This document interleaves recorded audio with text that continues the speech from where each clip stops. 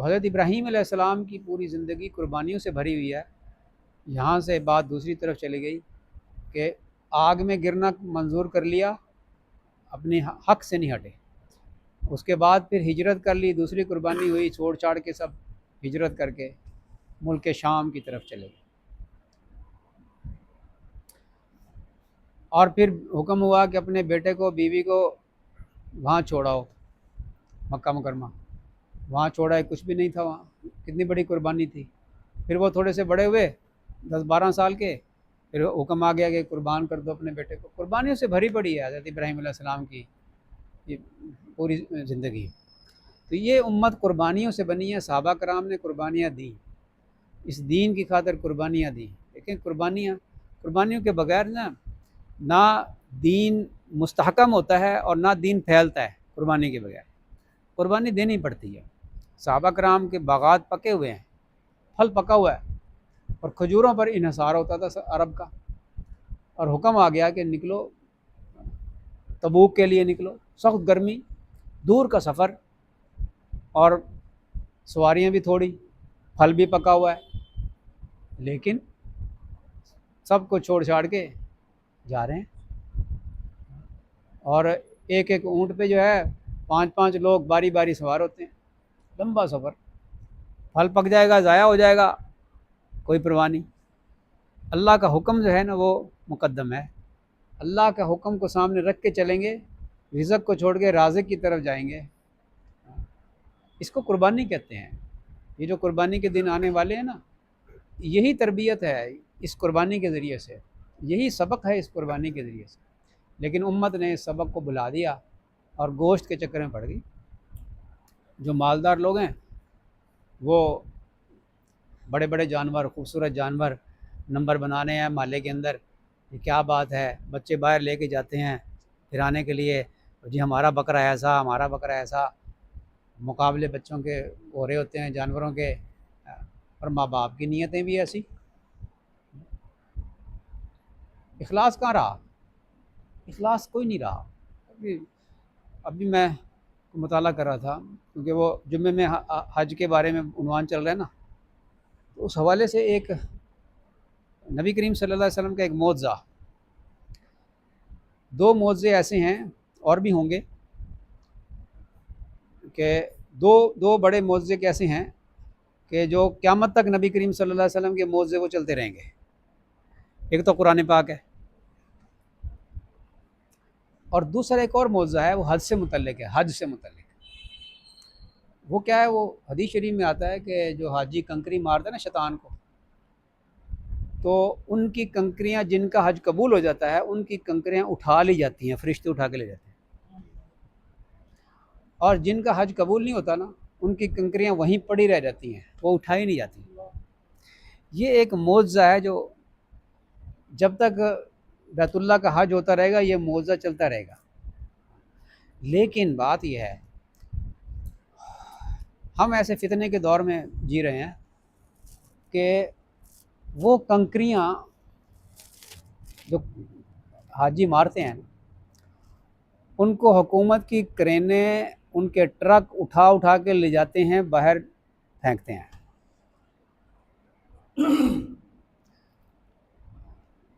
बात समझ में आई? कबूलियत कहाँ चली गई? जब हमारी नीयतें ठीक नहीं होंगी तो हज को कंकरियाँ फिर वहीं पड़ी रह जाएंगी। जिनके हज कबूल हो गए उनकी कंकरियाँ उठाई गई, फरिश्ते उठा कर ले गए। इसीलिए फरमाया कि वहाँ से कंकरी उठाकर ना मारो, क्योंकि वो कंकरी जो वहाँ पड़ी है वो मरदूद है, वो उनकी कंकरियाँ हैं जिनका हज कबूल नहीं हुआ। जब नीयतें ठीक नहीं होंगी तो अमल कबूल क्यों होगा? कुर्बानी इसी तरह कुर्बानियाँ होती हैं, नीयतें ठीक नहीं होती। फ्रीज़र साफ़ किए जा रहे होते हैं कि गोश्त से भरेंगे, जज्बा ही नहीं। हमने अपने नफ्स पे नहीं छुरी नहीं चलाई, जबकि कुर्बानी जो है वो अपने नफ्स पे छुरी चलाना सिखाता है। इसलिए फरमाया अपने हाथ से छुरी चलाओ जानवर की गर्दन, और नीयत ये हो कि अल्लाह ताला अपनी कुर्बानी भी मांगे तो मैं उसके लिए भी तैयार हूँ। औलाद की कुर्बानी, अपनी कुर्बानी, माल की कुर्बानी। कुर्बानी जो है ना, जानवर की कुर्बानी, माल की कुर्बानी भी है, जान की कुर्बानी भी है।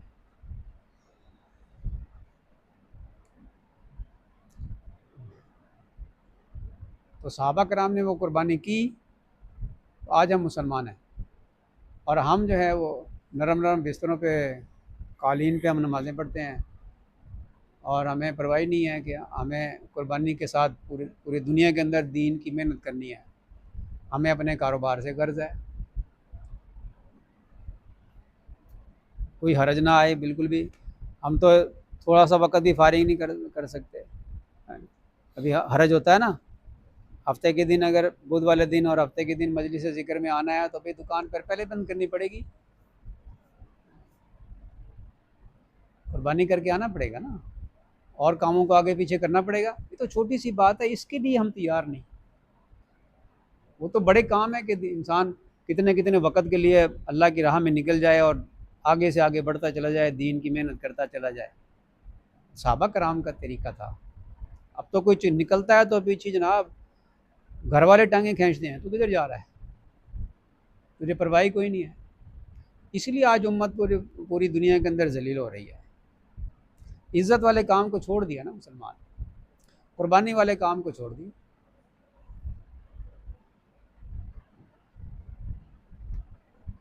वो कुर्बानी, वो सबक सिखाने के लिए अल्लाह ने साल में एक मरतबा हमें कुर्बानी के दिन दिए हैं, लेकिन हम फिर भी याद नहीं रखते कि किस लिए हमें कुर्बानी के दिन दिए हैं अल्लाह ने, किस लिए कुर्बानी हम पे मशरूफ़ फरमाई है। रोज़ों में तकवा भूल जाते हैं कि सारा कुछ कर रहे होते हैं, उसी तरीके से सारी ज़िंदगी गुजर रही होती जैसे पहले गुजारते हैं।